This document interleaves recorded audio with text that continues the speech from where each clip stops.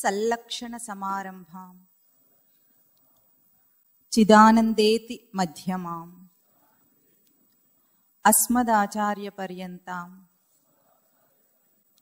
వందే గురు పరంపరాం.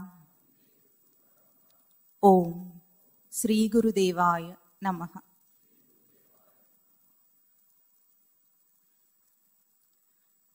అధ్యాత్మ విద్య అన్న ఒక అంశంలో మీకు 16 వారాలుగా పరిచయం అని చాలా అంశాలను మీకు పరిచయం చేస్తూ వచ్చారు. చాలా సంతోషం. 16 వారాలుగా విని మీరందరూ కూడా ఒక విశిష్టతను నిలుపుకున్నారు. అదేమిటంటే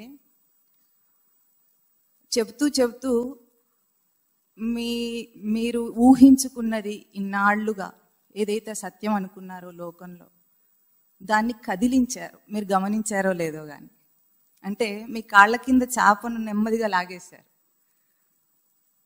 ఎందుకు ఆ మాట అంటున్నానంటే, ఒక సామాన్యుడు మనిషి, మామూలు మనిషి, నేను అంటే తన గుర్తింపును, తన ఐడెంటిఫికేషన్ను బయట పేరుతో రూపంతో ఒక మనిషిగా తనను అనుకుంటాడు.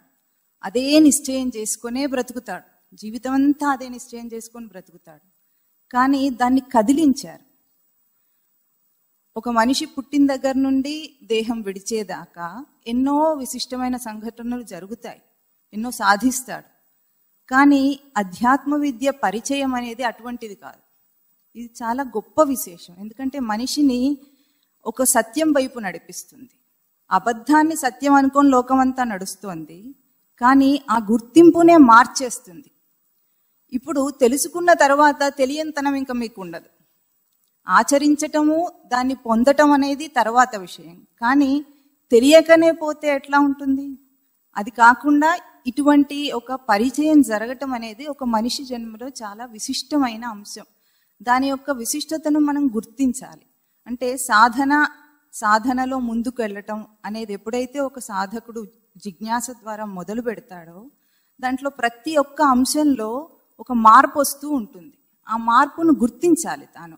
దాన్ని మనం అప్రిషియేట్ చేయటం అంటాం. అంటే అది దాని విలువ గుర్తించారనుకోండి, వదిలిపెట్టడం. విలువ గుర్తింపు లేకుండా ఏదో 3 నెలలకో 6 నెలలకో డిప్లొమా కోర్స్ లాగా అధ్యాత్మ విద్య కోర్స్ కాదు ఇది.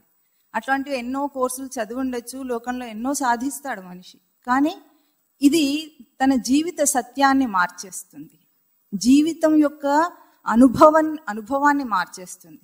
అది మీ అందరూ కూడా పొందారు కనుక చాలా సంతోషం. మీరందరూ కూడా ఆ విలువను గుర్తించాలి. ఆ విలువను గుర్తించటము ఇది మనం ఏదో మాటల్లో అనుకోవటం కాకుండా, భగవద్గీతలో స్వామి దీనికి ప్రమాణ శ్లోకం చెప్తారు.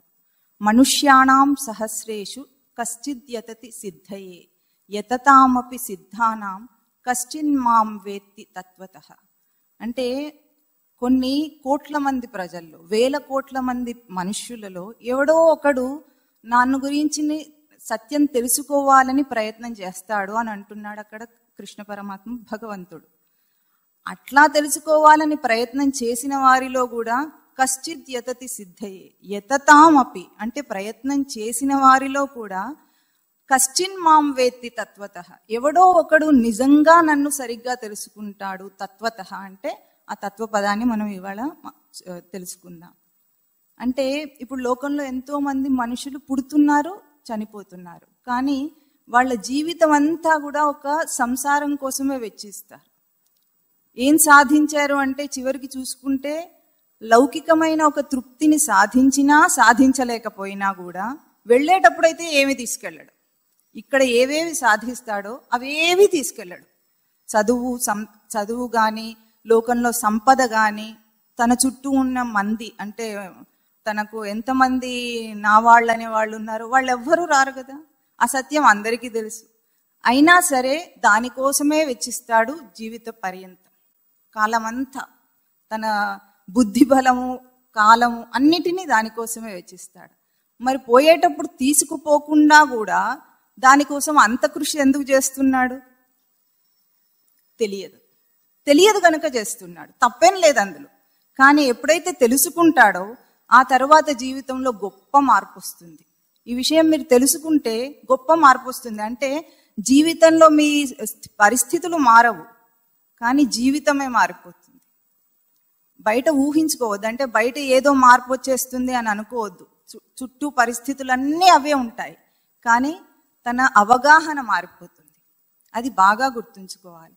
అయితే ఈరోజు పుట్టిన దగ్గర నుండి మీ మైండ్ సెట్ ఎట్లా ఉందో, అంటే మీ ఆలోచన విధానము అవగాహన ఎట్లా ఉందో, మళ్ళీ దేహం విడిచేదాకా కూడా అదే ఉండవలసిన అవసరం లేదు. దాంట్లో మార్పు రావాలి, తీసుకురావాలి. అది అధ్యాత్మ విద్యలోని విశిష్టత. ఆచరించటం ద్వారా ఎంత అందుకుంటారు, పొందుతారు అన్నది తర్వాత. అయితే ఇప్పుడు ఒక గొప్ప స్థితి అంటే మార్పు మీలో వచ్చింది. ఇది సరిపోదంటుంది శాస్త్రం. అంటే తెలుసుకున్నంత మాత్రాన సరిపోదు. అది ఆ లోపల జిజ్ఞాస పుట్టాలి. ఇప్పుడు మీకున్నది కూడా జిజ్ఞాసే. అంటే జిజ్ఞాస అన్న పదాన్ని అర్థం చేసుకోండి. జ్ఞాతుమిచ్ఛ జిజ్ఞాస అంటే తెలుసుకోవాలని కోరుట, దానికి ఆ కోరుటను జిజ్ఞాస అంటారు. ఇప్పుడు కూడా మీరందరూ కూడా ఆ సత్యాన్ని ఇంకా తెలుసుకోవాలని 16 వారాల నుండి దాన్ని సస్టైన్ చేశారు, నిలుపుకున్నారు.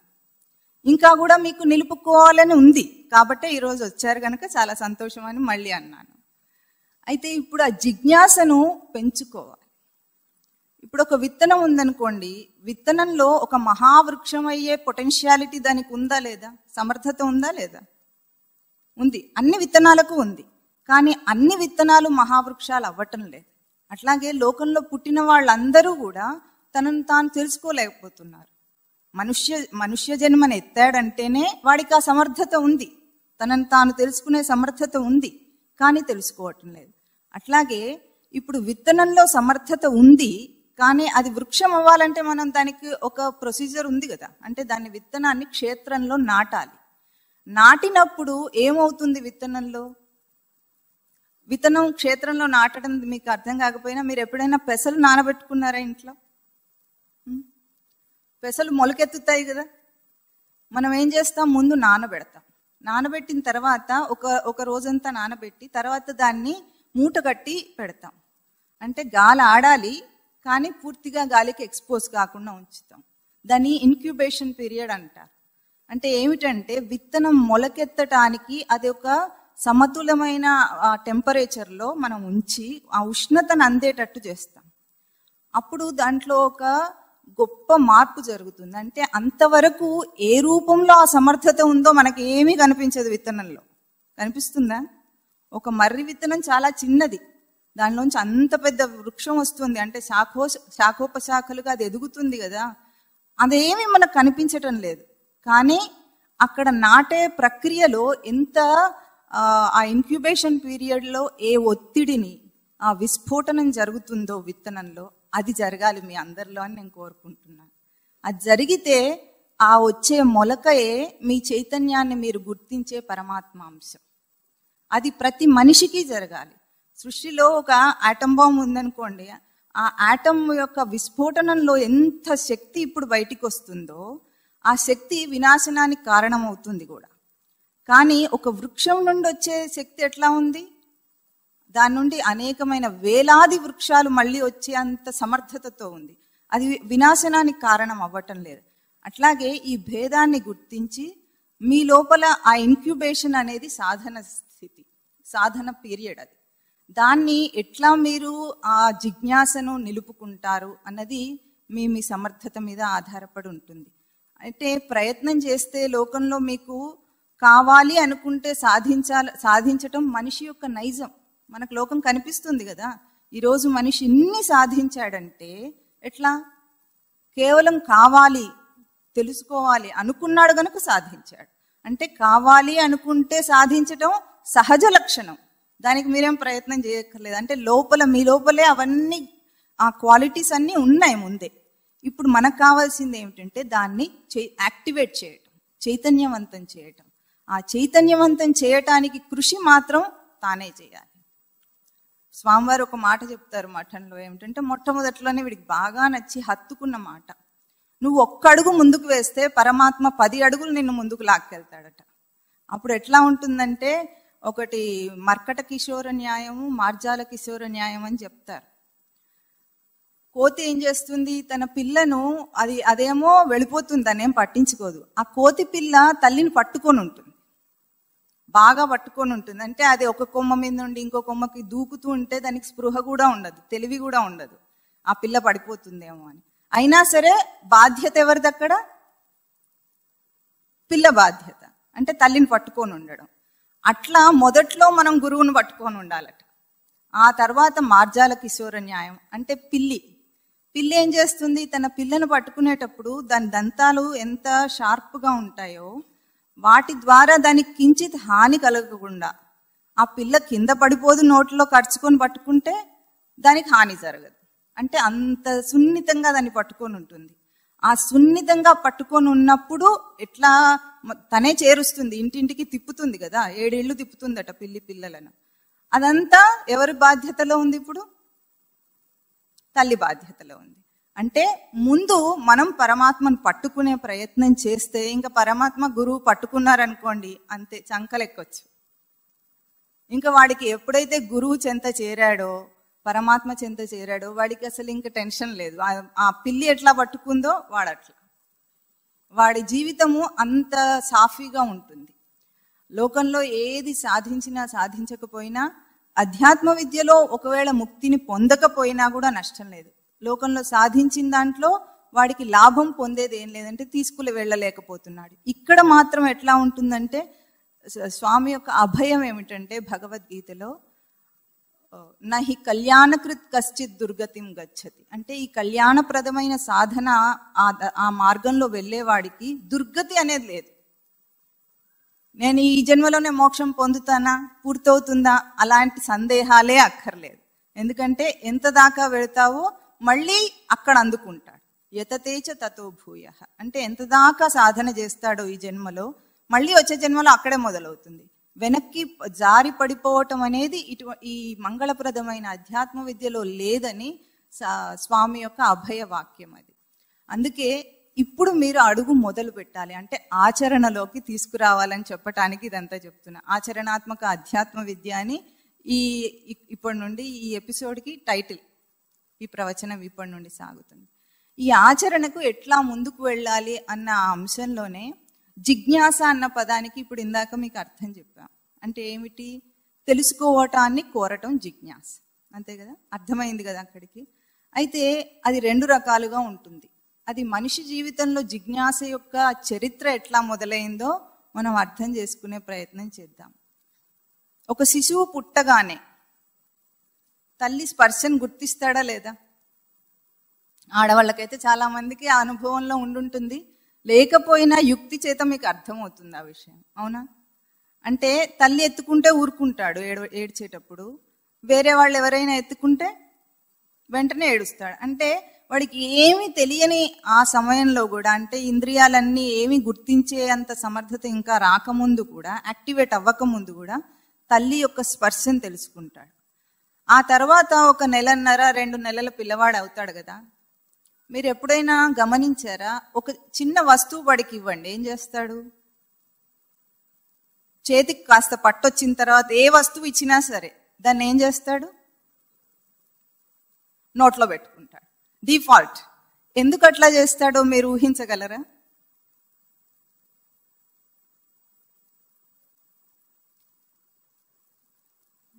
ఏది ఇచ్చినా సరే వాడికి మంచి చెడు ఏం తెలియదు, పెట్టుకోవచ్చా పెట్టుకోవద్దా వాడికి ఏం అర్థం కాదు. అయినా సరే మీరు ఏది ఇచ్చినా సరే నోట్లో పెట్టేసుకుంటాడు. నోటిని వెతుక్కోకుండా ముక్కులో పెట్టుకుంటాడా? పొరపాటున కూడా పెట్టాడు. ఎందుకు చేస్తాడు అట్లాగూ? ఊహించగలరా? ఎందుకు చేస్తాడంటే, అదేమిటో తెలుసుకోవాలంటే వాడికి వాడి దేహంలో ఒకే ఒక్క ప్రయోగం వచ్చు. ఏమిటి? తల్లి పాలు పట్టింది పుట్టగానే, చప్పరించాడు కదా. అంటే నోటిని ప్రయోగించటం మాత్రమే వాడికి తెలుసు. ఏదైనా తెలుసుకోవాలంటే నోటి ద్వారానే తెలుసుకోవాలి అని వాడికి ఆ యుక్తి అర్థమైందనమాట. ఇప్పుడు ఏది ఇచ్చినా సరే అదేమిటో తెలియాలి వాడికి. తెలియాలంటే మనం ఏం చేస్తాం? దాన్ని చూస్తాం, వస్తువుని చూస్తాము, రూపురేఖలు, స్పర్శ అన్నీ తెలుసు మనకు, దాంతో తెలివితో చూస్తాం. కానీ వాడికి అవి తెలియవు. కానీ అయినా సరే తెలుసుకోవాలి అని మాత్రం వాడికి ఉంది లోపల. అందుకే వాడు నోట్లో పెట్టుకుంటాడు. ఏది ఇచ్చినా సరే డిఫాల్ట్. అంటే వాడి లోపల ఏముంది ఇప్పుడు? పుట్టుకతోనే వాడికి తెలుసుకోవాలి తెలుసుకోవాలి తెలుసుకోవాలి అని ఉంది.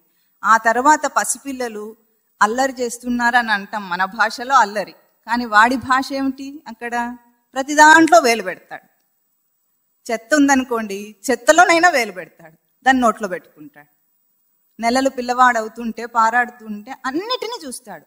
అంటే ఒక పరిశీలనను వాడక్కడ చూపిస్తున్నాడు. మనకు అదంతా అర్థం కాదు. వాడు అల్లరి చేస్తున్నాడు, వాడు నన్ను సతాయిస్తున్నాడు అని తల్లి విసుక్కుంటుంది, కానీ వాడి పరిశీలన బుద్ధిని ఒకసారి మీరు గమనించి చూడండి. కాస్త పెద్దవాడే నడిచేటప్పుడు కూడా ఒక్క చోట నిలవడు, అన్నిటినీ తెలుసుకోవాలి తెలుసుకోవాలి. మనుషుల్ని చూసిన పరిశీలన చేస్తూ ఉంటాడు. అన్ని అంటే నీ భేదాన్ని వాడు అక్కడ చూస్తూ ఉంటాడు. ప్రతి ఒక్క అంశాన్ని కూడా పరిశీలన చేసే ప్రయత్నం చేస్తుంటాడు. ఇది గమనించి ఎప్పుడైనా చూసామో మనం? దీన్ని ఏమంటాం మనం మామూలుగా అయితే? కుతూహలత, క్యూరియాసిటీ. ఇది క్యూరియాసిటీ. ఇప్పుడు ఇట్లా పరిశీలన చేస్తే ఎప్పుడైనా మనం ఇప్పుడు స్కూల్లో ఇంటర్వ్యూకి తీసుకెళ్ళామనుకోండి, ఎల్కేజీలో చేర్చడానికి, బెదిరించకపోతే వాడు ఏం చేస్తాడు? ప్రిన్సిపల్ ఆఫీస్కి వెళ్ళిన తర్వాత ముందు ఆ టేబుల్ మీద ఉన్న పేపర్ వెయిట్ తీసుకొని ఆడుకుంటాడు. అదేమిటో చూస్తాడు. వాడికి మేనర్స్ తెలియదు, ఇల్ మేనర్స్ తెలియదు. మనకు అవన్నీ మర్యాదలన్నీ మనం ఏర్పరచుకున్నవి మనకు తెలుసు, కానీ వాడికి ఏవీ తెలియదు. దేన్నైనా సరే వాడు ఏం చేస్తున్నాడు? పరిశీలన, క్యూరియాసిటీ ఉంది వాడికి. అంటే కుతూహలత ఉంది. అంటే మనిషి సహజ నైజం ఏమిటి? పుట్టుకతోనే వాడు అట్లా పుట్టాడు. అయితే ఇప్పుడు ఈ క్యూరియాసిటీ వల్ల ఏమైంది? దాన్ని బయట ప్రయోగించి ప్రయోగించి ప్రయోగించి ఇంత ఈరోజు మనం చూసే లోకమంతా ఎట్లా ఏర్పడిందంటే ఆ కుతూహలత వల్లనే. ఈరోజు బాగా క్యూరియాసిటీ ఉంది. ఆ క్యూరియాసిటీ ఏమైందంటే కాస్త పెద్దవాడు అయ్యేటప్పటికీ మనం దాన్ని అణిచేసాం, సప్రెస్ చేస్తాం. దేని ద్వారా అంటే మన టీచింగ్స్ ద్వారా. మన విద్యా విధానం ఏం చేస్తుందంటే వాడేం తెలుసుకోవాలనుకుంటున్నాడో మనకు అనవసరం, మనం ఏం చెప్పాలనుకుంటున్నామో వాడి మీద రుద్దేస్తాం. ఎంత సిలబస్ ఇస్తామంటే దాన్ని దాటి వాడు ఇంకోటి ఆలోచించాడు. అది అంతా ఇన్ఫర్మేషన్ని మనం వాడి మీద రుద్దేస్తాం. రుద్దేస్తే ఏమైంది? క్రమంగా క్యూరియాసిటీ చచ్చిపోయి వాడు ఒక కండిషనింగ్ మైండ్ వస్తుంది వాడికి. అంటే జీవితం అంటే ఏమిటి అంటే ఇట్లాగూ చదువుకోవాలి, డిగ్రీ చదవాలి, ఆ తర్వాత పీజీ చదవాలి, ఏదో వాడికి ఇష్టం ఉన్నదంతా చదివి ఏం చేయాలి? ఉద్యోగం సంపాదించాలి. ఉద్యోగం సంపాదించి ఏం చేయాలి? తర్వాత వెంటనే సెటిల్ అయితే ఏం చేస్తారు? నిమిషం కూడా ఆగరు. ఏం చేస్తారు? పెళ్లి చేయాలి. అంటే ఒక లైఫ్ ప్యాటర్న్ని మనం సెట్ చేసాం వాడికి. వాడికి అది లేదు, కానీ సమాజం వాడి మీద రుద్దేసింది. అయితే దీనికంటే ఒక 90% మంది ఇట్లా ఉంటారు అనుకుందాం, కానీ ఒక 9% అంటే ఒక 9% మంది మాత్రం అట్లా ఉండరు. వాళ్ళ క్యూరియాసిటీ చచ్చిపోదు. వాళ్ళు ఏం చేస్తారు? ఇప్పుడు లోకంలో గొప్పగా సాధిస్తున్న వాళ్ళు ఎవరైతే వాళ్ళ రంగాలలో, ఇప్పుడు ఒక మ్యూజిషియన్ ఉన్నాడు అనుకోండి, ఆ రంగంలో గొప్పగా ఒకటి సాధిస్తాడు. ఒక ఆర్టిస్ట్ ఉన్నాడు, సాధిస్తాడు గొప్పగా. ఒక ఇంజనీర్ ఉన్నాడు, గొప్పగా ఒకటి సాధిస్తాడు. ఎందుకంటే కండిషనింగ్ లో కూడా క్యూరియాసిటీని వాడు పోగొట్టుకోలేదు అక్కడ. అంటే ఒక సెట్ ప్యాటర్న్ లో ఈ చదువు నేను చదువుకోవాలని వాడికి చెప్పారు, అయినా సరే వాడి క్యూరియాసిటీ పోలేదు కనుక ఆ రంగంలోనే వాడు ఒక ప్రొఫిషియన్సీని సంపాదిస్తాడు. సైంటిస్ట్ అయ్యాడంటే గొప్ప, అంటే క్యూరియాసిటీ అంచుల దాకా వెళ్ళిన వాడు సైంటిస్ట్. అందుకే ఈరోజు చంద్రమండలానికి వెళ్ళాలి, సూర్యమండలానికి వెళ్ళాలి అని అంత దూరంగా వెళ్ళి అక్కడేముందో కనుక్కోవాలి అని బాగా ఆ కుతూహలత వాడిని ఆపలేదు, వాళ్ళ లోపల ఆగలేదు, అక్కడ దాకా వెళ్ళాడు. అయినా అంత దాకా వెళ్ళినా సరే వాడు తెలుసుకునే సత్యం ఒక జడ సత్యం.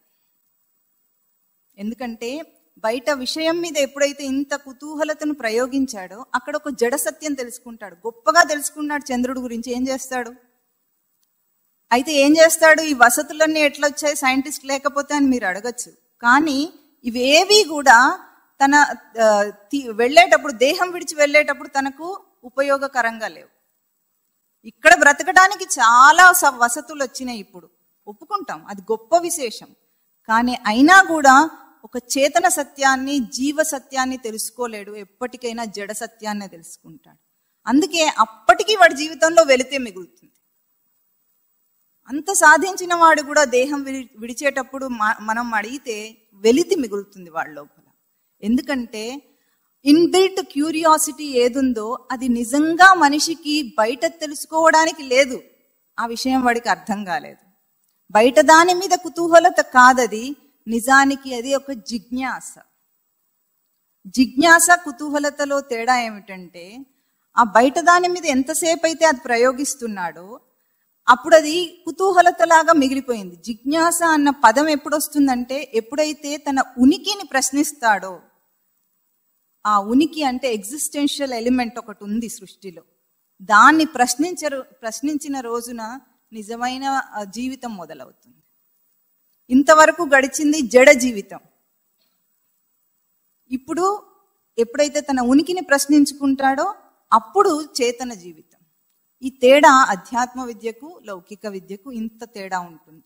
అంటే ఇది ఒక చిన్న ఇన్సిడెంట్ కాదు మీ జీవితాల్లో అని మీరు విలువ గుర్తించడానికి ఇంతగా ఎక్స్ప్లెయిన్ చేస్తున్నాం. అంటే ఇప్పటికే చాలా అంశాలు మీకు పరిచయం చేయబడినాయి, అయినా సరే దీని యొక్క విలువ ఏమిటో మీరు గుర్తిస్తే, ఒక రత్నాల వ్యాపారి అయితేనే వజ్రం యొక్క విలువ గుర్తించగలడు. మామూలు వాడైతే గాజురాయి అనుకొని పక్కన వారేసి వెళ్ళిపోతాడు, అంతేనా?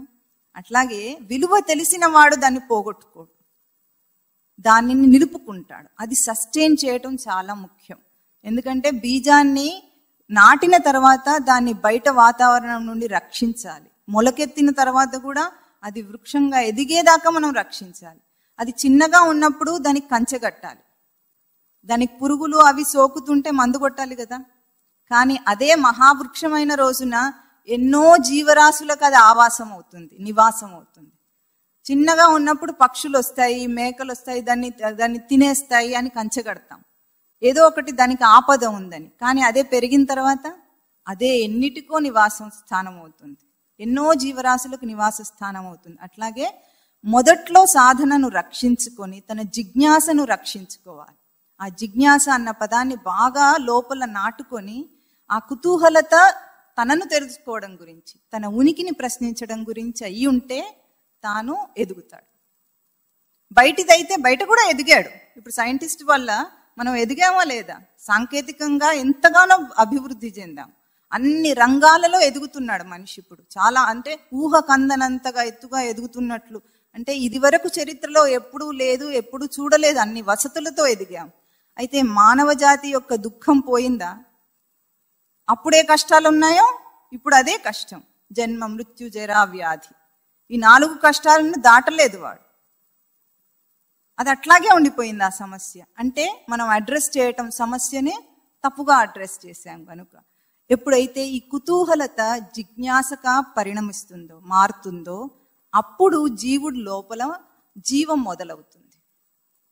ఎట్లా మొదలవుతుంది అంటే, మీకు ఒక చిన్న కథ చెప్తాను. మీలో చాలా మందికి తెలిసే ఉంటుంది ఆ కథ, తెలిసే ఉంటుంది. ఎట్లా అంటే బుద్ధుడి కథ.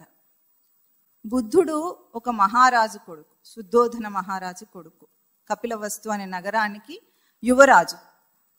అయితే బుద్ధుడు పుట్టుకలోనే, అప్పుడు పుట్టగానే జాతకం చూసి ఏం చెప్పారంటే, ఈయన ఏ రంగంలో అడుగు పెడతాడో ఆ రంగంలో అత్యున్నత స్థాయికి చేరుకుంటాడు అని అన్నారు. అంటే క్షత్రియుడుగా ఒక యువరాజు కనుక ఆ రాజులలో గొప్ప రాజు, సామ్రాట్ అవుతాడు, లేదంటే యోగి అయిపోతాడు అని చెప్పారు. చెప్తే మహారాజుకు కొడుకు ఏం కావాలని ఉంటుంది? ఇంజనీర్కి తండ్రి ఇంజనీర్ అయితే కొడుకుని ఏం చేస్తాడు? డిఫాల్ట్ ఇంజనీర్ కావాలనుకుంటాడు. డాక్టర్ కొడుకు డాక్టర్ అయితేనే గొప్ప అనుకుంటాడు. అట్లాగే ఒక పెద్ద యోగి అయినంత మాత్రాన నా కొరిగేదేముందని అనుకున్నాడు శుద్ధోధన మహారాజు. తప్పకుండా మహారాజే కావాలని అనుకున్నాడు. అయితే యోగి కావాలంటే ఏమిటంటే మనిషికి కాస్త వైరాగ్యం ఉండాలి కదా. వైరాగ్యం అంటే విరక్తి రావాలి జీవితం మీద, వస్తే వాడు యోగి అవుతాడు. అట్లాగూ కష్టం అనేది తెలియనివ్వకుండా, వైరాగ్యం కలుగకుండా తన చుట్టూ ఉన్న పరిసరాలన్నిటినీ కూడా ఎప్పుడూ సంతోషంగా ఆనందంగా ఉండేటట్లుగా పెట్టాడు. అంటే ఎట్లాగంటే బుద్ధుడు ఏ మందిరంలో ఉంటాడో, అంటే సీజన్కి తగిన మందిరం, చలి బాధ తెలియకూడదు, ఎండ తాపం తెలియకూడదు, వర్షం యొక్క కష్టం తెలియకూడదు, సీజన్కి తగిన మందిరం, చుట్టూ ఒక్క వ్యక్తి కూడా ముసలాడు కానీ రోగి కానీ కనిపించకుండా, ఆ ఉద్యానవనాల్లో కూడా బుద్ధుడు పడుకొని లేచేటప్పటికి ఒక పువ్వు వాడిపోయింది కూడా ఉండకుండా, ఆకులు రాలిపోతాయని కూడా తెలియకుండా, అంటే ఒక జీవము పోతుంది అనే అంశం కూడా తెలియకుండా పెంచాడు బుద్ధుడిని. ఎంత కష్టపడ్డా ఆ మహారాజు కోరిక తీరలేదు. బుద్ధుడు యవ్వనం వచ్చింది, పెళ్లి కూడా అయింది. అయిన తర్వాత చెన్నుడు అని ఒక సహచరుడు ఉండేవాడు, రథికుడు, రథం నడిపించేవాడు బుద్ధుడికి. ఒక్కసారి నగరంలో విహారానికి వెళ్ళాడు. వెళ్ళేటప్పటికి అక్కడ ఏమైందంటే, వెళుతూ ఉండగా ఒక వంగిపోయిన వృద్ధుడు వంగిపోయి నడుస్తుంటే అడిగాడు, ఇదేం వింత జంతువు అని అడిగాడు బుద్ధుడు. అంటే వంగిపోయి ఉండే ముసలాన్ని కూడా చూడలేదు, అప్పటికి ఊహించలేదు. ఇదేం వింత జంతువు కాదు రాజా, యువరాజా, ఇదేమిటంటే మనిషికి వృద్ధాప్యం వస్తుంది, వృద్ధాప్యం వస్తే వంగిపోయి నడుస్తాడు, ఇతనికి వృద్ధాప్యం వచ్చింది. అంటే వృద్ధాప్యం అంటే ఏమిటి అంటే, మనిషి పుట్టినప్పుడు చిన్నగా పుడతాడు, తర్వాత యవ్వనం వస్తుంది, ఆ దేహం మారిపోతుంది, మార్పుకు గురై వృద్ధాప్యం వస్తుందని చెప్పాడు. అందరికీ వస్తుందా అని అడిగాడు బుద్ధుడు. అవును అన్నాడు. వెంటనే నాకు కూడా వస్తుందా అని అడిగాడు. నాకు కూడా వస్తుందా అంటే, ఎవరైనా ప్రకృతి నియమానికి అతీతులు కారు గనుక మహారాజైనా సరే వృద్ధుడు కావాల్సిందే, మీకు కూడా వస్తుంది అన్నాడు. ఇంకా చెలించిపోయాడు, ఆ ఒక్క దృశ్యంతో చెలించిపోయాడు బుద్ధుడు. తర్వాత ఇంకా ముందుకెడుతున్నాడు. ఒక కుష్ఠరోగిని చూశాడు. కుష్ఠరోగి ఎట్లా ఉంటాడు, ఇప్పట్లో మనకి ఎవరికి కనిపించరు కానీ బయట తిరుగుతూ ఉంటే ఎట్లా ఉంటుంది, దేహాన్ని అంతా తినేస్తూ ఉంటుంది. అంటే అవయవాలన్నీ కూడా వాటి షేప్ మారిపోతూ ఉంటుంది. అట్లా ఒక కుష్ఠరోగి కనిపించాడు. ఇతనికి ఏమైంది, ఇట్లా ఉన్నాడు అని అడిగాడు. అడిగితే ఇది వ్యాధి అన్నాడు. వ్యాధి అంటే దేహం పరిణామ పరిశీలనం, ఎప్పుడూ మార్పులు చెందుతూనే ఉంటుంది, దిట్ట అది, అంతే కదా, మనకు కనిపించట్లా, ఎప్పుడూ మారుతూనే ఉంటుంది, ఇవాళ ఉన్నట్టు రేపు ఉండదు. అంటే వ్యాధికి గురవుతుంది అన్నాడు. వ్యాధి అంటే రోగం వచ్చి కాలాన క్షీణించి దేహం విడిచిపోవాల్సిన ఒక స్థితి, ఒక మధ్యస్థితి. ఆ వ్యాధి వస్తుంది అన్నాడు. నాకు కూడా వస్తుందా అన్నాడు.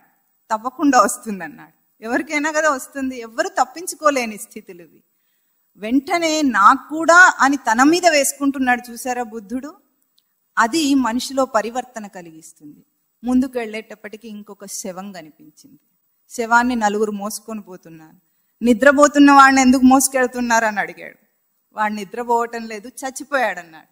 చచ్చిపోవడం అంటే ఏమిటి అని అడిగాడు. చచ్చిపోవడం అంటే ఏమిటంటే, జీవుడు దేహంలోకి వచ్చాడు, దేహం విడిచి పోవలసిందే, అనివార్యం, తప్పనిది అని చెప్పాడు. అంటే నాకు కూడానా అన్నాడు. వెంటనే ఇప్పుడు నీరసంగా నాకు కూడా అంటున్నాడు. ముందు కుతూహలతతో నాకు కూడా అన్నాడు, ఇప్పుడు నీరసంగా అంటున్నాడు, మీకు కూడా అన్నాడు. ఇంకా రథం వెనక్కి తిప్పమన్నాడు. వెళ్ళిపోయాడు. ఇంకా బుద్ధుడికి ఆ రోజు ఒక జిజ్ఞాస అగ్నివలె మండింది. మామూలుగా చెప్పొద్దు మనం దాన్ని, ఎందుకంటే మామూలుగా అయితే అట్లా విడిచి వెళ్ళిపోడు. అప్పుడే కొడుకు పుట్టాడు, చంటి పిల్లవాడు. ఆ చంటి పిల్లవాడిని, భార్యని వదిలేసి, ఉన్న సౌఖ్యాలన్నిటినీ వదిలేసి వెళ్ళిపోయాడు ఇంట్లోంచి. దేనికోసం? ఈ జరా, వ్యాధి, దుఃఖాన్ని నుండి నేను అతీతున్నవ్వాలి, ఇది నాకు రాకూడదు. జీవితానికి మరణమే గమ్యమైతే ఇంకా జీవించటం దేనికి? స్వామివారు ఒక మాట చెప్తూ ఉంటారు హాస్యంగా, తింటూ తింటూ బ్రతకడానికి తింటాడు, తింటూ తింటూ చచ్చిపోతాడట. తింటూ ఉంటే బ్రతకాలి కదా, మనమందరం దేనికోసం తింటున్నాం? బ్రతకడం కోసమే తింటున్నాం. కానీ వీడేమవుతాడు? తింటూ చచ్చిపోతాడట. ఇదెంత హాస్యం! అయితే ఇప్పుడు బుద్ధుడి సన్నివేశాలన్నీ చూసి వెళ్ళిపోయి 6 సంవత్సరాలు తపస్సు చేశాడు. తర్వాత తనకు తానే సత్యాన్ని తెలుసుకున్నాడు. ఇప్పుడు ఇక్కడ ప్రశ్న ఏమిటంటే, బుద్ధుడు చూసిన ఈ సత్యాలన్నీ మనం చూస్తున్నామా, చూడటం లేదా? మన కంటి ముందు కనిపిస్తున్నాయా లేదా? ఇంకా మనకు అన్ని సుఖాలేం లేవు, కష్టాలు, ఈతి బాధలు ఇంకా ఎక్కువ ఉన్నాయి. డబ్బు కోసం కష్టపడాలి, మనుషులతో కష్టపడాలి, బాంధవ్యాలతో కష్టపడాలి, అన్నిటినీ నిలుపుకోవాలంటే. అంటే రెక్కాడితే గాని డొక్కాడని మనుషులం లాంటి వాళ్ళం. అటువంటి వాళ్ళకే కష్టం తెలియటం లేదు. బుద్ధుడికి అవేవీ లేవు. ఈ 4 చూసి మారిపోయాడు. ఇప్పుడు మనం ఎందుకు మారలేకపోతున్నాము? బుద్ధుడు ఎందుకు మారగలిగాడు? ఈ ప్రశ్న మనం వేసుకోవాలి. అందరికీ ఓపెన్ సీక్రెట్. దీన్ని వివేకానందుడు ఓపెన్ సీక్రెట్ అంటాడు. అంటే దాచిపెట్టబడలేదు. సీక్రెట్ అంటే దాచిపెట్టబడింది, రహస్యం అంటే దాచి ఉన్నది. కానీ ఇదేమో తెరిచి ఉన్న రహస్యం అట. తెరిచి ఉన్న రహస్యము ఇప్పుడు మనకెందుకు కనిపించటం లేదు? ఈ బుద్ధుడి కథ విన్న తర్వాత కూడా కనిపించదు. ఇకపై మనం చూస్తాం కదా, ఎంతో మంది వ్యాధిగ్రస్తులను చూస్తాము, వృద్ధులను చూస్తాము, చచ్చిపోయిన వాళ్ళని చూస్తూనే ఉంటాం. మనకెందుకు కనిపించటం లేదు?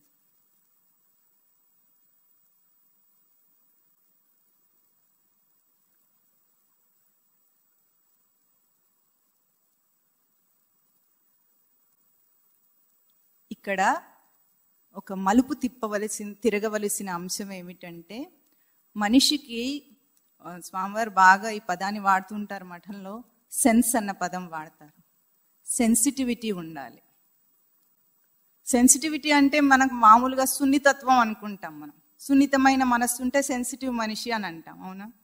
కానీ సెన్సిటివిటీ అంటే సున్నితత్వం కాదు. సెన్స్ అంటే ఇప్పుడు మీకు కడుపు నొప్పి వచ్చింది అనుకోండి, మీకు ఎట్లా తెలుస్తోంది? అది చూస్తున్నారా? దాన్ని కంటితో చూడటం లేదు, సెన్స్ చేస్తున్నాం అంటాం మనం. ఫీలింగ్ సెన్స్ చేసి మనం గుర్తించగలం. అంటే సెన్స్ అన్న పదానికి తెలుగులో అయితే గ్రహింపు అని. సూక్ష్మమైన గ్రహింపు ఉంటే ప్రతి విషయాన్ని కూడా తాను దాటేయకుండా గమనించి పరిశీలించి చూస్తాడు. మనుషులందరూ వీడి దృష్టిలో ఇప్పుడు లోకంలో అందరూ గుడ్డివాళ్ళు, మూర్ఛలో బ్రతుకుతున్న వాళ్ళు. ఎందుకంటే సత్యం మన కళ్ళ ముందు కనిపించినా దాన్ని చూడడు, పరిశీలించడు, దాని మీద విచారణ అసలే చేయడు. లోకంలో అన్ని మారిపోవాలి, అందరూ బాగుండాలి, ఆనందంగా ఉండాలి, సుఖంగా ఉండాలంటాడు. కానీ దేనివల్ల కష్టాలు వస్తున్నాయో వీడికి అర్థమవుతోందా? అంటే మూలమైన ఒక సమస్యను వాడు అడ్రస్ చేయటం లేదు, దాన్ని పట్టించుకోవటం లేదు. దీన్ని సెన్సిటివిటీని డెవలప్ చేసుకోవటం అనే దాన్నే, ఇంకా రెస్పాన్సివ్నెస్ అంటే స్పందించటం. ఒక అంశాన్ని చూస్తే దాన్ని పరిశీలించి చూడటం, దానిపై స్పందించటం. ఎప్పుడు వస్తుంది? జిజ్ఞాస తన మీద ఉంటే వస్తుంది. కుతూహలతకి ఇది అందదు.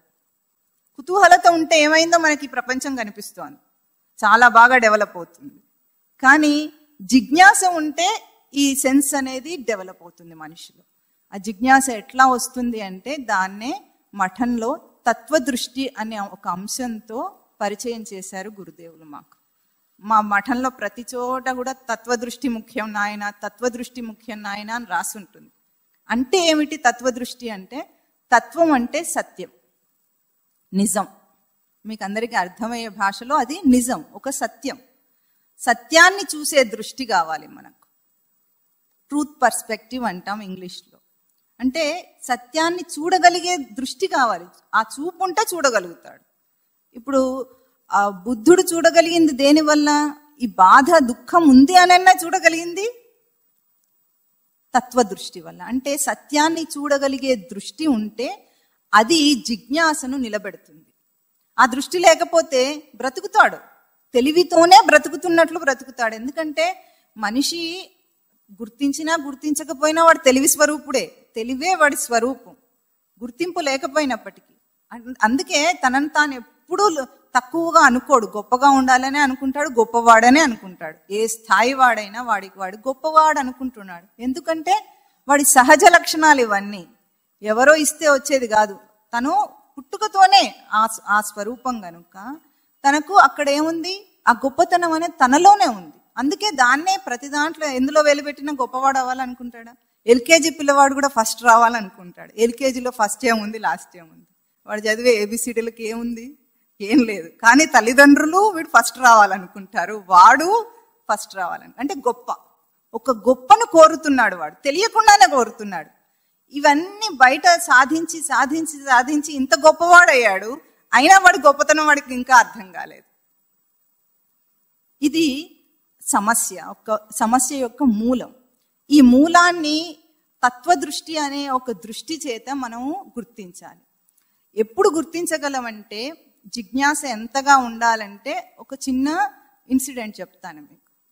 ఎడారిలో వెళుతున్నారు, తీవ్రమైన ఎండ, తీవ్రంగా దాహంగా ఉంది మీ అందరికీ, ఎవరో ఒక వెళ్తున్న వ్యక్తికి నీళ్లు తాగకపోతే చచ్చిపోయే పరిస్థితి వచ్చింది. అప్పుడు దేనికోసం చూస్తాడు? ఇంకేదైనా ఆలోచన వస్తుందా? వాడికి కావాల్సింది నీళ్లు మాత్రమే. ఎవరో వచ్చారు, నీళ్లు ఇస్తానన్నాడు. అయితే నీళ్లకు బదులుగా నీళ్లు ఇచ్చిన తర్వాత నీ ప్రాణం తీసేసుకుంటానన్నాడు. ఇప్పుడు ఏది ఆప్ట్ చేసుకుంటారు? నీళ్లు తాగినా చచ్చిపోతాడు, తాగకపోయినా చచ్చిపోతాడు. అప్పుడు ఏం తీసుకుంటారు ఎవరైనా? తాగుతాడా తాగడా? తాగుతాడు. ఎట్లాగూ ప్రాణం విడవాల్సిందే, కానీ నీళ్లు తాగుతాడు. తేడా ఏమిటి? నీళ్లు తాగకపోయినా చచ్చిపోతాడు కదా, ఇంకా కాసేపే కదా, ఎంతసేపు ఓర్చుకుంటే అయిపోతుంది, అయినా నీళ్లు తాగుతాడు. ఎందుకు?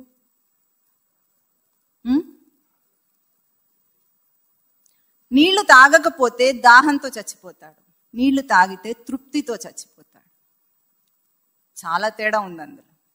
నీళ్లు తాగిన తృప్తి, దేహం విడుస్తాం ఇప్పుడు అందరం. జ్ఞాని దేహం విడవడనుకుంటారా? తప్పకుండా విడిచేస్తాడు. జ్ఞానికి రోగం రాదా? దేహానికి తప్పకుండా వస్తుంది, అందరికీ వస్తుంది. కానీ నీళ్లు తాగిన వాడి తృప్తి ఎట్లా ఉంటుందో సత్యం తెలుసుకున్న వాడి తృప్తి అట్లా ఉంటుంది. ఆ జిజ్ఞాస at the cost of our life. ఆ దేహాన్ని పనంగా పెట్టైనా సరే నీళ్లు అడుగుతున్నాం మనం. అప్పుడు ప్రాణం విడిచేస్తానని వాలంటీర్గా నేను ప్రాణం వదిలేస్తాను అని వాడికి అప్పగిస్తున్నాం. దాహం అంతగా ఉంటే, జిజ్ఞాస అంతగా ఉంటే అప్పుడు సత్యం తెలుస్తుంది. ఇందాక మనం బీజం నుండి మొలకెత్తటం అన్నాం. బీజం మీద మనకేమో చక్కగా పెసలు మొలకెత్తితే బాగున్నాయని తినేస్తున్నాం, కానీ మొలకెత్తే ముందు ఎంత ఒత్తిడి ఉంటుంది దాని మీద. ఆ బయట ఉన్న గట్టి పొర పగలాలంటే, దాంట్లోంచి జీవం బయటికి రావాలంటే, రాత్రి మూట కట్టేస్తే పొద్దున పెసలకు మనకు మొలకొచ్చేసి చక్కగా తినేసాం, కానీ దాని మీద ఏం గడిచింది? ఆ గడిచే సంఘర్షణ కూడా కాదది.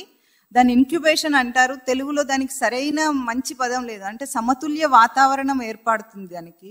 దాంట్లో దాన్ని చిగురించటానికి అది ఒప్పుకుంటుంది. ముందు బీజము ప్రతిఘటించదు, అంటే దాన్ని వద్దని అనదు. ఆ ఒత్తిడిని ప్రీతిపూర్వకంగా ఒప్పుకుంటుంది కాబట్టి తన నుంచి అది మొలకెత్తింది. ఇప్పుడు తనలో సత్యం ఆవిర్భావం కావాలంటే ఆ ప్రీతిపూర్వకంగా సాధన అనే ఆ స్థితిని మనం ఒప్పుకోవాలి. సాధన స్థితిని ఒప్పుకుంటే, ఆ జిజ్ఞాస నిలిస్తే, అప్పుడు లోపల నుండి పరమాత్మ అంశం బయటికి వస్తుంది.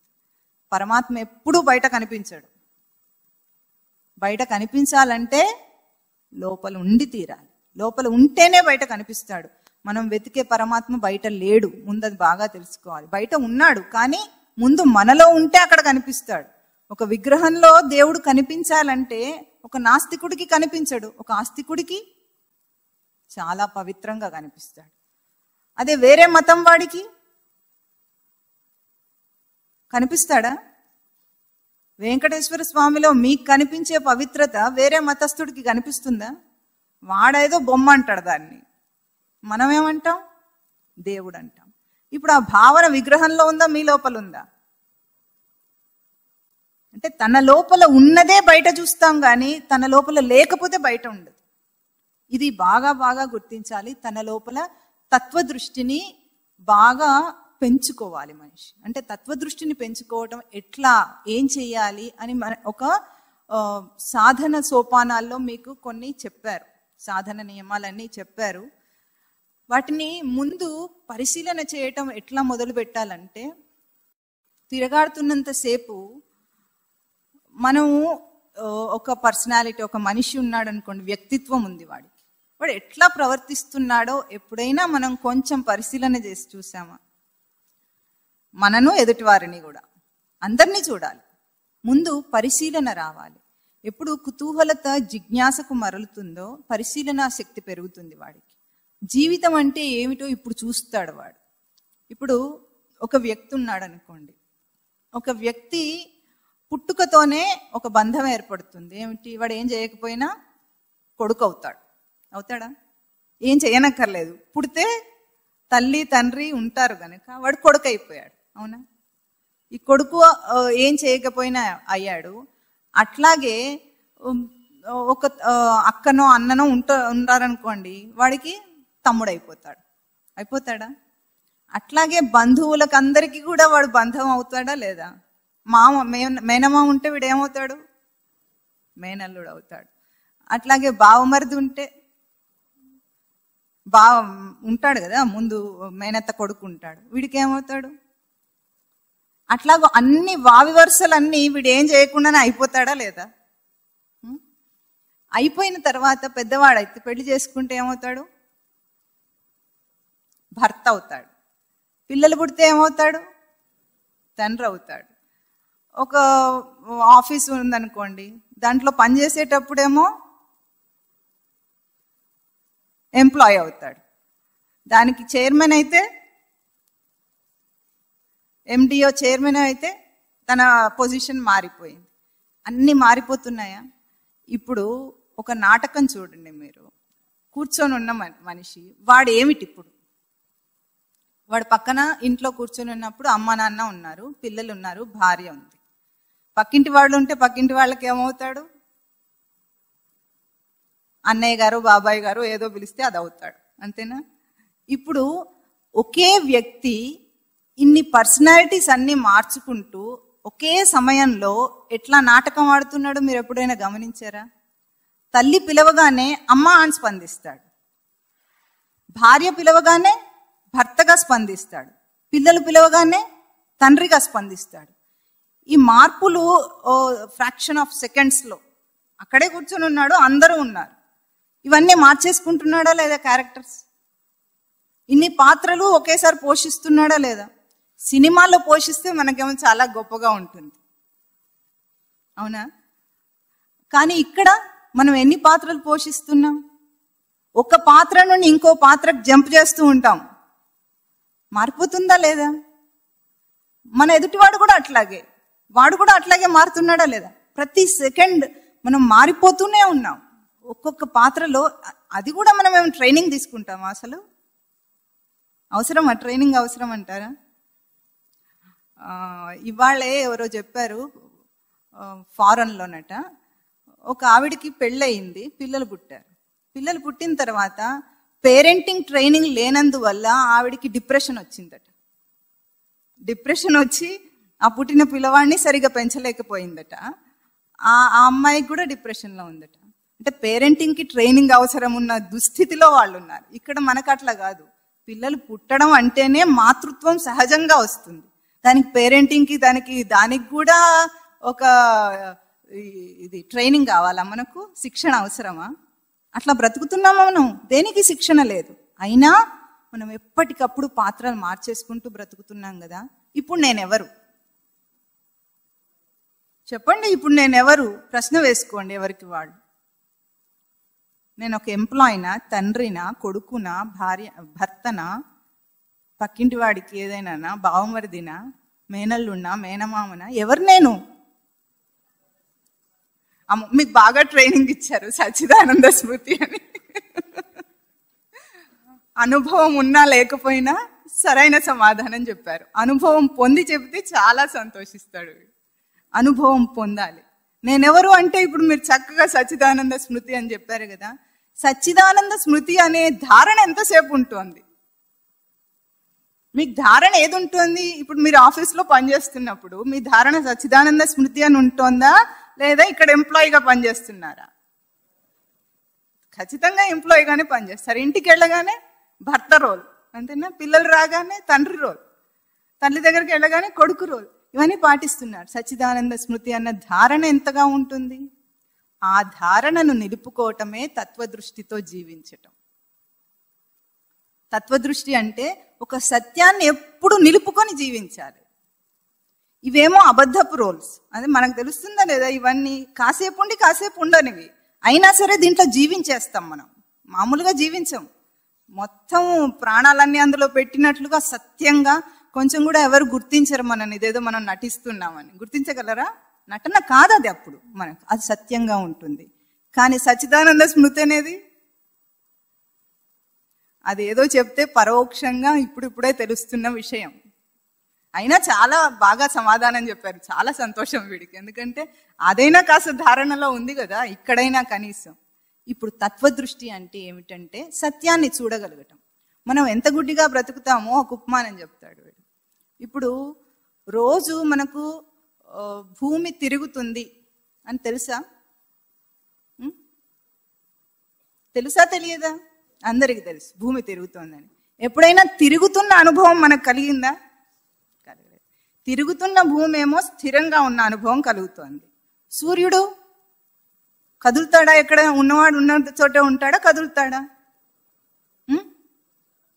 కదలడు. ఎక్కడున్నాడో అక్కడ ఉంటాడు. కానీ మన అనుభవం ఏమిటి? సూర్యుడు ఉదయించాడు, సూర్యుడు అస్తమించాడు, సూర్యుడు ఉదయించాడు, సూర్యుడు అస్తమించాడు. మనం ఏ సత్యంలో బ్రతుకుతున్నాం? ఇప్పుడు మనము అంటే ఉన్నదాన్ని చూడటం లేదు, భ్రాంతిలో బ్రతుకుతున్నామా లేదా? ఈ భ్రాంతినే నిజమన్నట్లు బ్రతుకుతున్నాం. ఇంత గొప్ప సత్యం మనకు అందరికీ నేర్పిస్తారు కదా చిన్నప్పుడే. భూమి తిరగటం వల్ల, దాని పరిభ్రమణం వల్ల మనకు రోజులు ఏర్పడుతున్నాయి, రోజులో పగలు రాత్రి ఏర్పడుతున్నాయని మనకు అందరికీ తెలుసు. కానీ తిరగటం అనేది మన అనుభవంలోనే లేదు అసలు. మనకు ఒక్క క్షణం కూడా భూమి తిరుగుతున్నట్టుందా? స్థిరమైన భూమి మీద నిలబడి ఉన్నామా? స్థిరత్వంలో ఉన్నాం మనం. సూర్యుడేమో అసలు పాపం కదలడు, ఎక్కడున్నవాడు అక్కడే పడుంటాడు, కదలటానికి ఆయన కాళ్ళు లేవు. అయినా సరే ఉదయించాడంటాం, అస్తమించాడంటాం, ఉదయించాడంటాం, అస్తమించాడంటాం. ఋతువులు మారినాయి అంటాం, కాలాలు మారినాయి అంటాం, సంవత్సరాలు వస్తున్నాయంటాం. అంటే కాలం సత్యమా అసత్యమా? ఎవరికి కాలం ఉంది ఇప్పుడు? కాలమే పెద్ద భ్రాంతి కాదా ఈ సత్యం గుర్తించినప్పుడు? అంటే కళ్ళెదుట ఉన్న సత్యాన్ని మనం చూడలేము అని మనం ఒప్పుకోవాలి, మనం చూడలేకపోతున్నామని ఒప్పుకోవాలి. అట్లాగే తనేమో సచ్చిదానంద స్మృతి స్వరూపము నిజానికి, కానీ స్థిరమైందేమో తనకు కనిపించటం లేదు. మారిపోయేవన్నీ మాత్రం సత్యాల్లో కనిపిస్తున్నాయి. ఇప్పుడు చెప్పినంత మాత్రాన మీకు ఏమైనా మారిపోతాయి? ఇవన్నీ మారిపోవు. ఎందుకు మారిపోవు అంటే తత్వదృష్టి రావాలి. సత్యాన్ని చూడగలగడం, సత్యాన్ని నిలుపుకోగలగటం అనేది చాలా చాలా గొప్ప విశేషం. ఇప్పుడు మనం ఏం చేయాలంటే, ఇప్పుడు తాను సచ్చిదానంద స్మృతి స్వరూపుడు అవ్వటానికి ఏం కృషి చేయక్కర్లేదు, కుస్తీ పడక్కర్లేదు, దానికి ఏం ఎక్సర్సైజులు యోగాలు చేయక్కర్లేదు. ఏం చేయకుండానే తను సచ్చిదానంద స్మృతి స్వరూపుడు అవుతాడు. ఎట్లాగూ కేవలం గుర్తింపు మాత్రం చేత అవుతాడు. ఆ గుర్తింపు రావటానికి చాలా సాధన చేయాలి. ఆ గుర్తింపు రావటానికి చాలా సాధన చేయాలి. ఎందుకంటే ఇప్పుడు చెప్పింది పరోక్ష జ్ఞానం మీ అందరికీ. అంటే చెప్తే విన్నారు, తెలుసుకున్నారు. అది తన అనుభవంలో సత్యం కావాలి. ఆ అనుభవ సత్యం కోసమే సాధన అనే ఆచరణ చేయటం ముఖ్యం మనిషికి. ఈ ఆచరణలో ముందుకు వెళుతున్న కొద్దీ ఎట్లా ఉంటుందంటే, ఇప్పుడు చెప్పినవన్నీ చెప్పినట్టు చేస్తాం మనం. చెప్పినవన్నీ చెప్పినట్టు చేయటం అంటే ఎట్లా ఉంటుందంటే, గుర్తించి చేస్తున్నామా లేదా దాన్ని గుడ్డిగా ఆచరిస్తున్నామా? ఇప్పుడు స్కూళ్ళలో నేర్పే పాఠాలన్నీ ఎట్లా ఉంటాయి? నేర్పినది ఒక సైన్స్ అనుకోండి, సోషల్ స్టడీస్ అనుకోండి, బయట విషయాల గురించి తెలుస్తోంది మనకు. దాన్ని నిరూపించుకోవాల్సిన అవసరం మనకేం లేదు. ఒక ఇన్ఫర్మేషన్ ఇస్తే సరే అని ఒప్పుకుంటాం. ఎందుకు? అవన్నీ కూడా అందరూ ఒప్పుకున్నవిగా ఆ పాఠాలలో చెప్పబడుతున్నాయి. కాబట్టి మనం దాన్ని ఎక్కడ చూడాలి, దాన్ని నిరూపించుకోవాల్సిన అవసరం లేదు. కానీ అధ్యాత్మ విద్యలో అటువంటిది కాదు. శాస్త్రం ఏది చెప్పినా సరే, గురువు ఏది చెప్పినా సరే, నీవే దానికి ల్యాబొరేటరీ, నీలోనే దాన్ని నువ్వు పరిశీలించుకొని చూసుకోగలవు. అంటే ఇది ప్రత్యక్ష అనుభవాన్ని పొందటానికి ఒక రంగస్థలం. లోకంలోని ఏ విద్య అట్లా కాదు. లోకంలో ఏది తెలుసుకున్నా కూడా దాన్ని తనలో సత్యంగా చూడలేడు కదా. చూడగలడా? ఏ సబ్జెక్ట్ అయినా తనలో గుర్తించగలడా? ఏది తనకు తెలియదు. ఇప్పుడు ఆస్ట్రానమీ గురించి చెప్తే, ఖగోళ శాస్త్రం గురించి చెప్పామనుకోండి, అక్కడ నక్షత్రాలు ఉన్నాయి అంటాడు. సరే అనాలి. చూస్తే గీస్తే టెలిస్కోప్లో చూడగలం ఎప్పుడైనా, లేకపోతే అది కూడా లేదు. అయినా సరే వాళ్ళు చెప్తే ఎన్ని గ్రహాలు ఉన్నాయో అన్ని గ్రహాలను మనం ఒప్పుకోవాలి. ఎన్ని పాలపుంతలు ఉన్నాయి అంటాడు. మనం చూసామో పెట్టామా? చూడలేదు. కనీసం రాత్రిపూట నక్షత్రాలు కూడా ఎవరు చూడరు. ఎందుకు? మనం కాంక్రీట్ జంగల్లో బందీలనమై బ్రతుకుతాం. ప్రకృతి వైపు చూసేదే లేదు ఎప్పుడు కూడా. ఎప్పుడైనా నక్షత్రాలు చూసామా? ఇప్పుడు పని కట్టుకొని వాడు రాత్రి చూడాల్సి వస్తుంది. అడిగాం కదా, అడిగారు కనుక చూస్తామా? అసలు చాలా రోజులైంది నాకు. సూర్యోదయం ఎప్పుడైనా చూసామా? చాలా తక్కువ మంది చూస్తారు. చూడరని కాదు, కానీ దాన్ని పట్టించుకునే అంత ఓపిక తీరిక ఎక్కడుంది మనకు? అంత తీరిక లేదు. అంటే ఇప్పుడు చూడాలంటే అవన్నీ బయట చూసి వెతికి చూడాలి. కానీ ఇప్పుడు చెప్తున్న సత్యము ఎవరి గురించి? అధ్యాత్మ విద్య దేని గురించి? తన గురించి. ఏది చెప్పినా సరే అది మీలో ఇప్పటికిప్పుడే మీరే అనుభవించగలరు.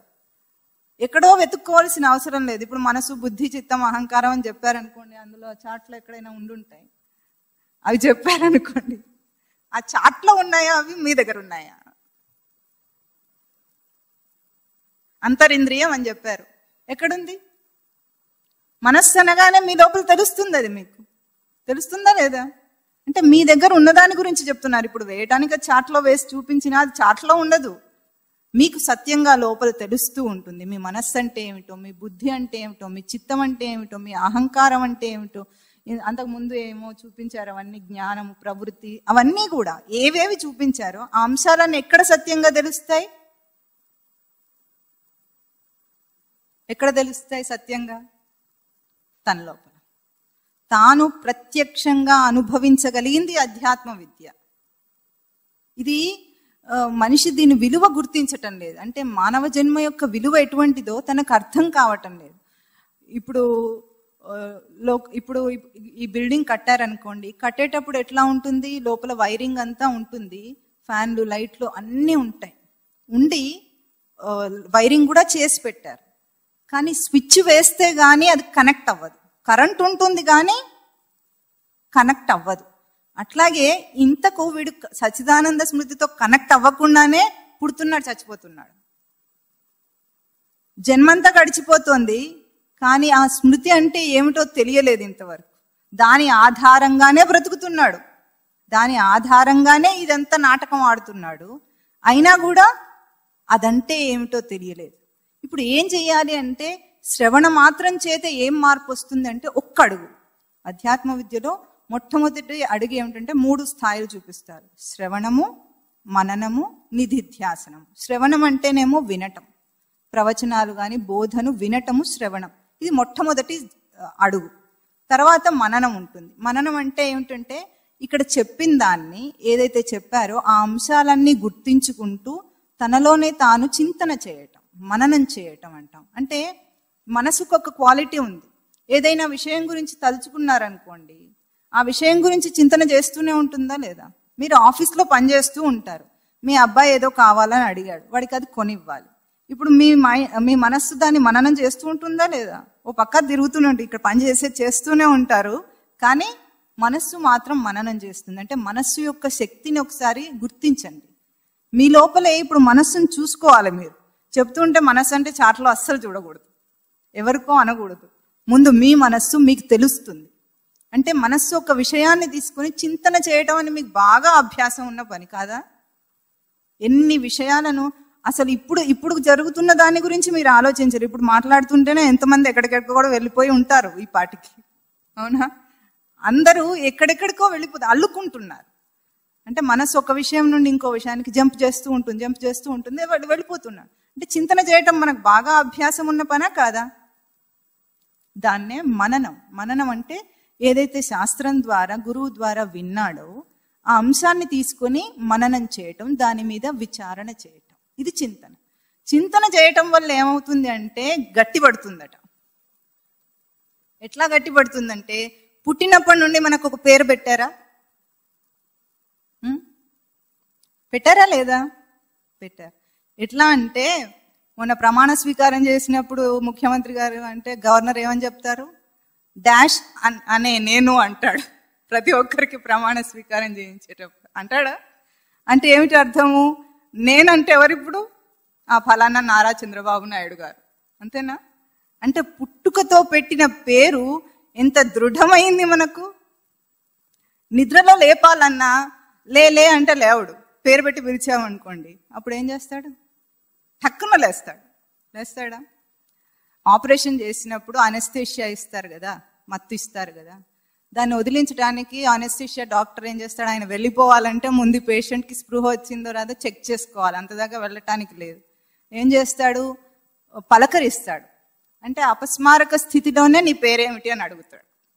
వీడు అస్సలు కొంచెం కూడా తడుముకోకుండా కరెక్ట్గా చెప్తాడు. చెప్తే వాడికి స్పృహ వచ్చింది అంటే డేంజర్ లేదు ఇంకా అని వెళ్ళిపోతాడు. అంటే మనం పుట్టుకతో పెట్టిన పేరును ఎంతగా గట్టిపరుచుకున్నాం. నేనంటే అదే పేరే, ఇంకా అసలు కాదని కానీ అవునని కానీ ఏమైనా ఆలోచిస్తాడా? దాని మీద అసలు మళ్ళీ విచారం లేదు, చింతన లేదు. అంటే గట్టిపడడం అంటే అట్లా ఉంటుందన్నమాట. అట్లా మనం అందరం ఎట్లా పేరుని గట్టిపరుచుకున్నామో, మననం చేసిన బోధ మనలో నిధిధ్యాసన అవ్వటం అంటే గట్టిపడటం. బాగా బాగా రూఢి అయిపోవాలి మనకు. అది ఎంతగా రూఢి అవ్వాలంటే, నేను సచ్చిదానంద స్మృతిని అని మీరు ఇక్కడ చెప్పినట్లుగా మీ ధారణలో అది జీర్ణించుకుపోవాలి. ఆ జీర్ణించుకోవడం అనేది కేవలం మెమొరైజ్ చేయడం అంటాం, మెమొరీ వల్ల కాదు. పేరు అనేది మెమొరీ వల్ల వచ్చింది మనకు. రేపు మెమొరీ లాస్ వచ్చింది అనుకోండి, పేరు మర్చిపోతాడు గ్యారంటీగా. మర్చిపోతారా లేదా? అట్లా కాకుండా తాను సచ్చిదానంద స్వరూపం అన్నది అనుభవంలో గుర్తించేదాకా రావాలి. దానికి ఏ సాధన సోపానాలు శాస్త్రం చెప్తుందో. ఇంకొక విషయం, ముక్తుడు అవ్వాలంటే కావాలి అనుకుంటే ఆపగలిగింది సృష్టిలో ఏది లేదు. వద్దనుకుంటే మాత్రం సహాయం చేసేవాడు ఎవడో ఉండడు. గురువు కాదు కదా, పరమాత్మే వచ్చినా కూడా వద్దన్న వాడికి మాత్రం చెప్పలేము. ఇప్పుడు మీరందరూ ఎట్లా వచ్చారు ఇక్కడికి? కావాలి అని వచ్చారు. లోకంలో ఎంతమంది ఉన్నారు, వాళ్ళందరూ కావాలి అని అనుకోవటం లేదు. ఎంతో మంది గురువులు బోధ చేసేవాళ్ళు ఉన్నారు, వాళ్ళందరూ కావాలి అని అనుకోవటం లేదు. ఇది మొట్టమొదటి ప్రక్రియ మనలో జరిగిన గొప్ప విశేషం. దీన్ని మీరు అందరూ కూడా విలువ బాగా గుర్తించాలి. అయితే ఇది సరిపోదని కూడా గుర్తించాలి. అంటే ఎదగాలి. ఈ మార్పు ఏది మీ జీవితంలో వచ్చిందో దీని నుండి పైకి ఎదగాలి. ఇది చాలా గొప్ప విశేషం. అయితే ఈరోజు మీకు ఒక అభ్యాసం ఇవ్వాలనుకుంటున్నాడు. అండ్ ఎందుకు ఇది ఆచరణాత్మక అధ్యాత్మ విద్య, ఆచరించడానికి కానీ వినటానికి కాదు. ఒక గంట సేపు మనం టైంపాస్ చేయడానికి కాదు. ఇది ఏం అభ్యాసం ఇవ్వాలనుకుంటున్నాడంటే, జీవితంలో మీరిప్పుడు ఒక సామాన్యుడి గుర్తింపు అట్లాగే ఉంటుంది. ఏమిటి? నేనంటే ఒక పేరు, నేనంటే ఒక పేరుంది, పేరుతోనే నన్ను నేను గుర్తించుకుంటున్నాను, ఏం పర్వాలేదు. నేనంటే ఒక దేహం ఉంది, దానితోనే నేను గుర్తించుకుంటున్నాను, ఏం పర్వాలేదు. ఒక కుటుంబం ఉంది, ఒక వ్యవస్థ ఉంది, దీనితోనే నేను గుర్తించుకుంటున్నాను, ఏం పర్వాలేదు. అట్లాగే ఉండండి. కానీ ఇందాక మనం ఏదైతే పాత్రలు మార్చటం అనే ఒకటి చూపించాము చూసారా, అది మారుతూ ఉన్నప్పుడు మీరు పరిశీలించండి. 21 రోజులు మీరు పరిశీలనగా ఒక్క క్షణం కూడా ఇది ధారణలో నిలుపుకోకుండా ఉండకుండా పరిశీలించటం నేర్చుకోండి. జీవితంలో ఎంత గొప్ప మార్పు వస్తుందో మీకు అర్థమవుతుంది. మీరు ఏం చేయక్కర్లేదు, ఎవరిని ఏం అనక్కర్లేదు, ఏమీ చేయక్కర్లేదు. నేను అనే ఒక గుర్తింపును మనిషి ఎట్లా మార్చేసుకుంటున్నాడు, ఇది చాలా గొప్ప సత్యము. మన మామూలుగా విన్న తర్వాత చేయటానికి పూనుకోరు అందరూ, అంటే ముందంజ వేయరు. కానీ ఇది ప్రయత్నపూర్వకంగా మీరు సాధించాలి. ఎందుకంటే ఇది ప్రయత్నపూర్వకంగా దృష్టి నిలుపుకోవటమే దృష్టిని మార్చుకోవటం. ఆ తత్వదృష్టి అన్నది సామాన్యమైన మాట కాదు. దాన్ని ఇంకా ముందు కూడా మనం విచారణ చేద్దాము. గురుదేవుడు వీడికి అందించింది మాత్రం చాలా గొప్ప విశేషం. ఆ తత్వదృష్టి వల్ల జీవితం మారిపోతుంది. మీరు అందరూ చేస్తారన్న నమ్మకం కూడా వీడికి ఉంది. ఎందుకంటే ఏ జిజ్ఞాస మిమ్మల్ని ఇక్కడ కూర్చోబెట్టిందో అదే జిజ్ఞాస మిమ్మల్ని ముందుకు నడిపిస్తుంది. ఇప్పుడు ఏం చేయాలి? జీవితంలో మీ పనులు మీరు చేసుకుంటూ ఉండండి.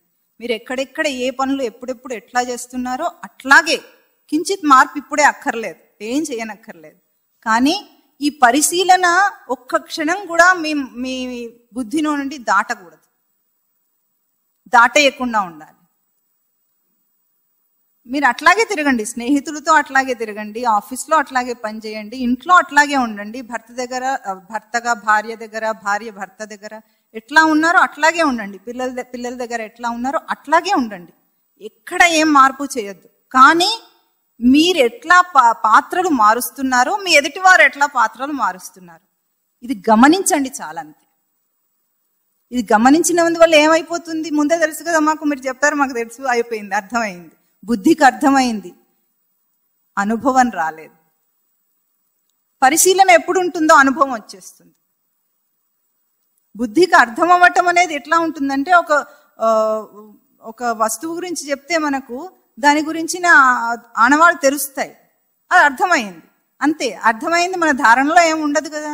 వాడుకోవాలంటే దాన్ని మళ్ళీ వాడుకున్నప్పుడు ఎట్లా వాడుకోవాలో అర్థమవుతుంది, అంతేగాని ధారణలో నిలపం మనం దాన్ని. ఇప్పుడు ఇది మాత్రం అట్లా కాదు. ఇప్పటి నుండి 21 రోజులు డేట్ లెక్క పెట్టుకొని ఆ 21 రోజులు ఇది ఒక సాధనలో మొదటి అంశం. కేవలం పరిశీలన, జీవితంలో చుట్టూ ఏం జరుగుతుందో చూడండి, దాటేసి గుడ్డివాళ్ళలాగా బ్రతకకూడదు. ఇది చాలా గొప్ప విశేషమైన మార్పు అందరిలో తీసుకొస్తుంది. దాని తర్వాత ఎట్లా ఉంది నా పరిస్థితి, ఏమైంది, ఎట్లా మారింది అన్నది చూసుకోండి. కావాలంటే దాని అనుభవాన్ని పంచుకోండి, సాధకులతో అది పంచుకోవాలి కూడా. ఎట్లా ఏం జరిగింది, ఆ విశేషం ఏం జరిగింది అని అది ముందు మొదటి రోజు అభ్యాసంగా మీకు ఇవ్వాలనుకుంటున్నాను. సరే, ఓం తత్ సత్.